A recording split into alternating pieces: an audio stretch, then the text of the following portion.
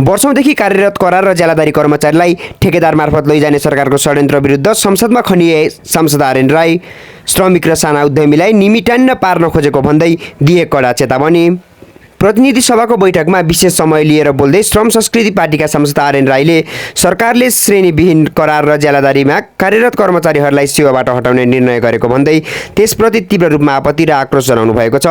विगत 15-20 वर्षसम्म राज्यको न्यून सेवा र सुविधामा रहेर देशको सेवा गरेका हजारौं कर्मचारीहरूलाई अहिले आएर वर्तमान सरकारले ठेकेदार मार्फत लैजाने ठूलो षड्यन्त्र गरेको उहाँको आरोप छ।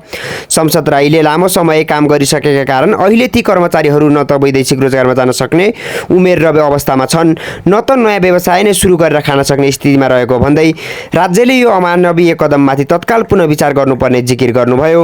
सरकारले चाहे पठावा राइडरको सवाल होस्, चाहे सुकुम्बासी वा साना उद्यमी र व्यवसायीको सबै श्रमिक नागरिकमाथि धारे हात लगाएर उनीहरूलाई निमिटान्न पार्ने काम सुरु गरेको भन्दै राईले कडा आलोचना गर्नुभयो।